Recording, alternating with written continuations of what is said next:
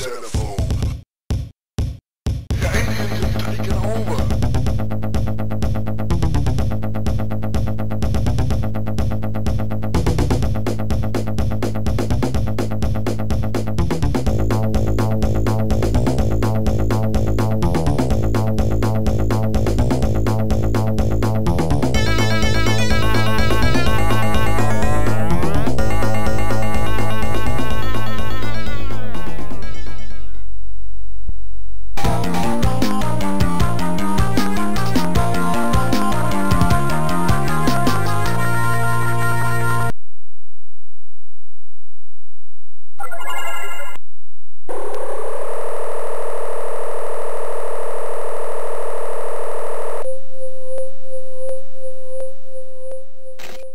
This is Xenophobe, a game from Bally Midway, released into the arcades in 1987.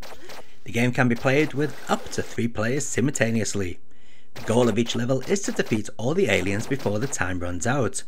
Some rooms routinely display the percentage of the aliens' infection, and time remaining until the self-destruction when the level ends. But a nearby button can temporarily deactivate the countdown. Levels may contain more than one floor, and players use elevators and sometimes holes in the floor to move between floors to defeat all of the aliens. Players can also pick up more powerful weapons and other items to help in the eradication of the aliens. The hostile aliens, known as Xenos, come in different forms. There are eggs, which, if hatches, create a critter, which can attach itself to the player and drain health. If a critter is not killed, it eventually matures into a roller. Rollers are one of the tougher enemies, as they can ball themselves up and roll around while impervious to players' guns. Rollers sometimes grow into the warrior form, which attacks by leaping and requiring multiple hits to kill from most weapons. As the player goes through the various maps, they encounter various items to pick up. Some are only for bonus points at the end of the level, while others are immediately useful to the player. The game cycles through the levels, increasing the difficulty each cycle, until all the players die and no one continues.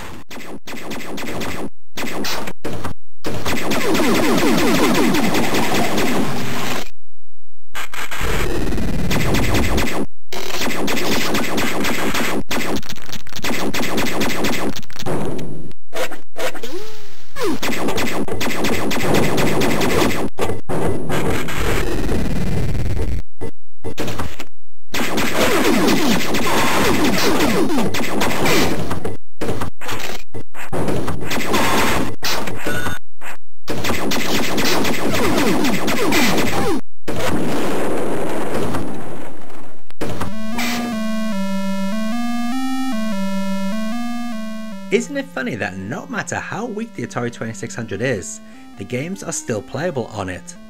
This port of Xenophobe is a lot more basic, but the main meat of the game is here. You can still pick up items and toss bombs, different weapons are here, and even the aliens are all kinda recognizable from the arcade game. From what I can tell though, there is no interaction with the backgrounds on this port, which means no buttons to press.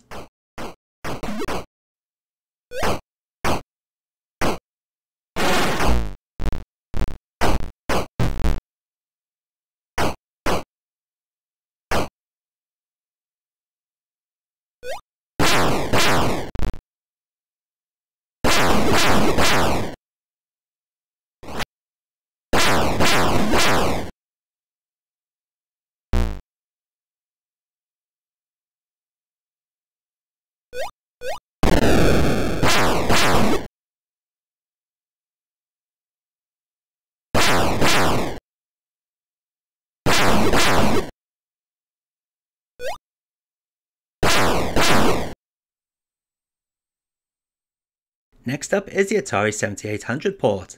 As to be expected, it's visually far better than the 2600 port, but sound-wise it's basically the same. Thing is it any better than the 8-bit micro ports?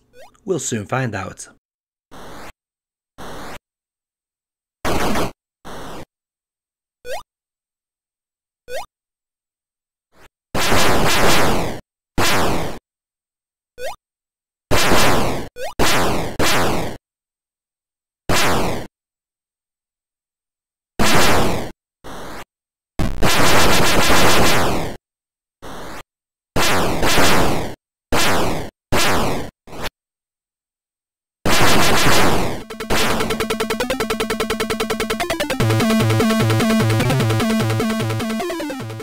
Atari ST version next, which comes to us from Visage.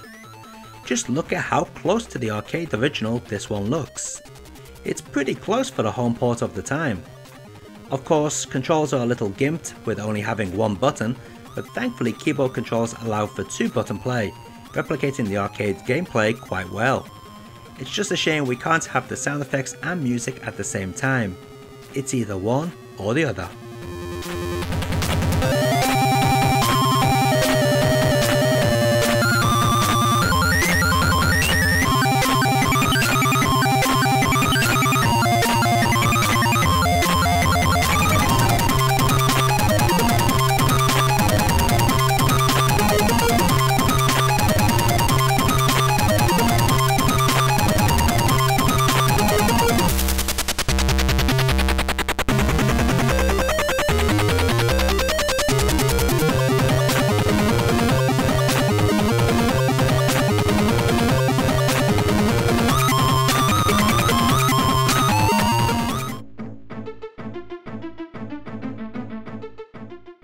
Next up is the Amiga port, also by Visage.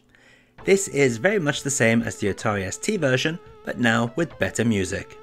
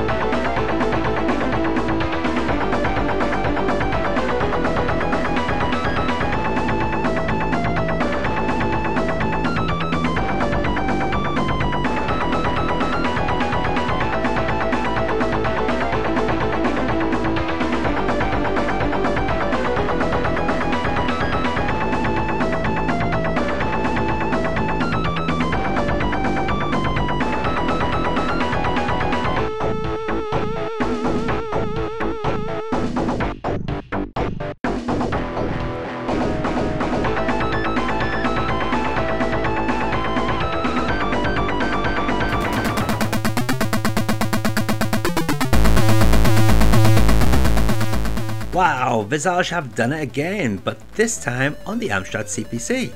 Just look at how great this port looks. Very impressive for the CPC. Beautiful large coloured graphics with detail that resembles the Amiga and ST. We even get pretty good music as well.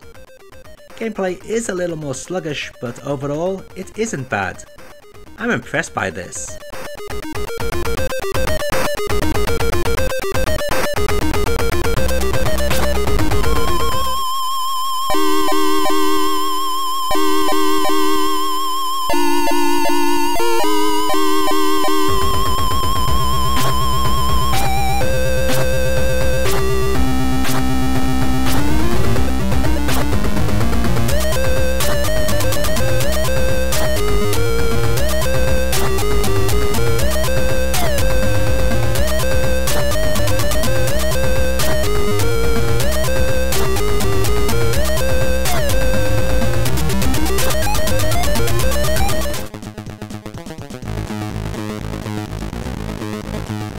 Another good port from Visage, this time on the Commodore 64.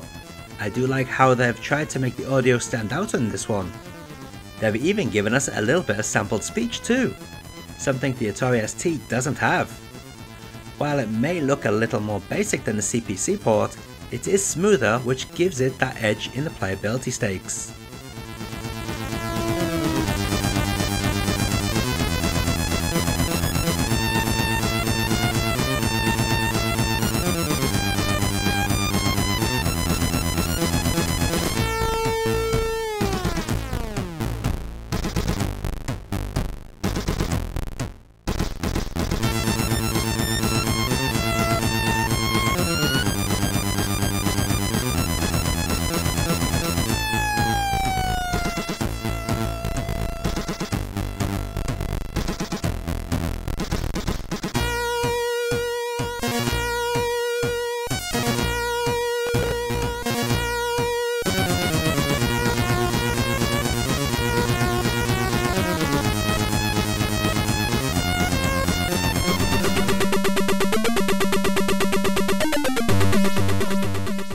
ZX Spectrum next, and while we can see it has the same intro as the Amstrad CPC, we can't actually see the game because it crashes all of the time.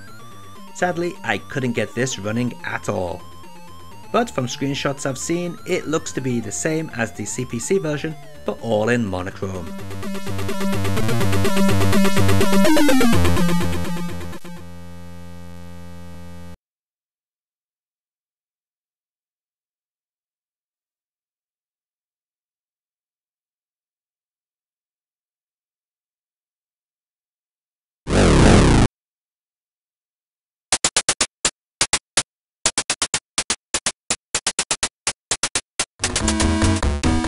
Gil Colgate is the programmer behind the Atari Lynx port, and yes, again we have another good version of Xenophobe. This port also takes a few liberties as an excuse to add some Lynx scaling here and there, which to be honest, add to the game's overall appeal. There is one thing I don't like though, and that's how the characters are looking at you when walking. This just looks dumb in my opinion.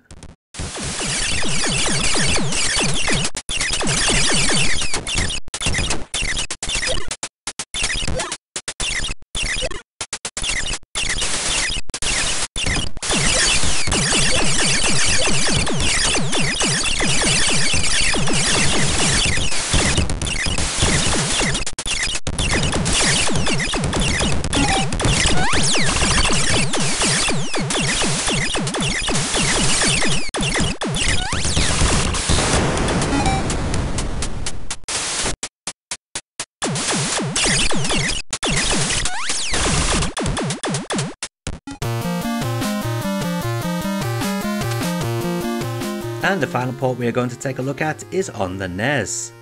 This was published and quite possibly developed by Sunsoft. All I can say is that they must have never played the arcade game because this one is horrible to play. To jump you have to press the A button and push up. To bend down you have to press A and down. Why do that? Why not just press down? I also can't seem to figure out how to shoot diagonally. Is it even possible? Graphically, this is also pretty weak, with the 8-bit macros looking far more appealing. Definitely not the best day for the NES.